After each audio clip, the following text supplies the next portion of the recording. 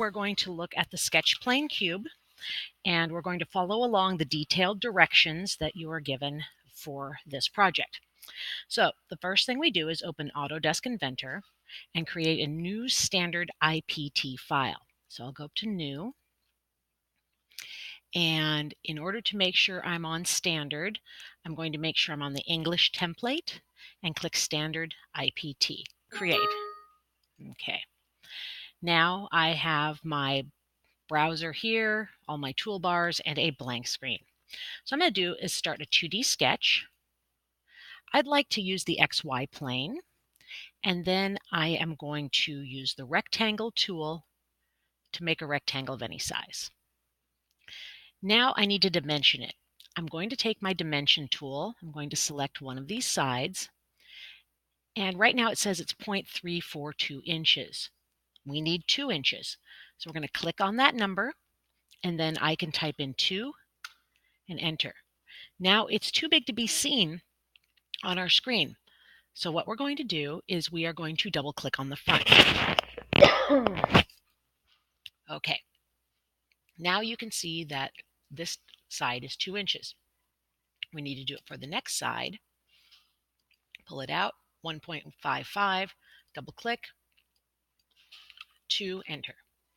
Now we have a square that is 2 by 2. Okay. Now we are supposed to put a circle in it. So we're going to take a circle, any size, put it in there. Now the circle, it says, needs to be 1 inch in diameter. So I'm going to click on the circle, pull out the little bar there. I'm going to change my number to 1 inch. In order to make sure this is in the center of the cube, we need to make sure it's the center of the circle is 1 inch from this side and 1 inch from this side. So I'm going to go ahead and do my dimension here to the dot. Pull it over. Well, that one turned out to be pretty good. It already is 1 inch, so I don't have to change it. Now I'm going to go from here to here and see what happens. That one says it's 1.069, so I'm going to change that to 1. Now I have a circle centered in the middle of my square. I'm going to click Finish Sketch. Again, it's a little big, so if I double click on the home up there, it'll bring it down into the right side.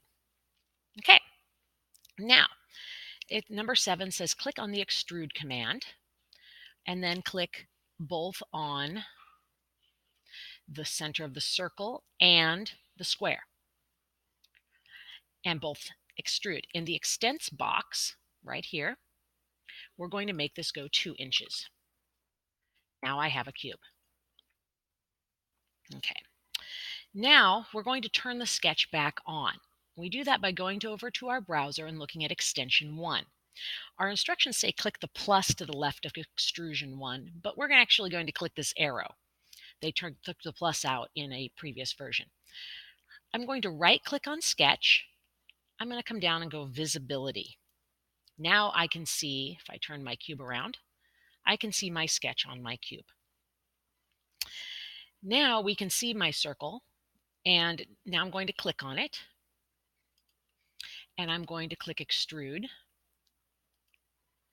and I need to figure out how to get it so it's not making a hole. So on my extrude, I'm going to go distance, I'm going to go 0.5, because it needs to be 0.5 inches, but it's going the wrong way. I want it to pop out. So I'm going to change the direction. Now I have 0.5 inches, and it's popping out there. So I'm going to click OK. All right, now I'm going to turn the visibility back off, and we have a circular extrusion on the side of our cube. But our next direction says we need to make a hole. So we're going to click on hole, which will give us the hole screen here, and we're going to put it on the top here. So I'm going to click in the middle of the top. Now, we need a reference. We need a way to center our hole. So I'm going to click on reference 1, and I'm going to click on that side. Now it shows that it's going to be, once I change it, 1 inch from that side. Now when I did that, I hit enter, which means it accepted it. And now I need to go back and fix some things because that's not the right dimensions. So I'm going to click on hole. I'm going to right click and I can edit feature, which brings my screen right back up, which means I can click on reference 2 and do my same thing over here. So I have 1 inch and then I hit it again, my mistake, bring it up for the third time. Okay.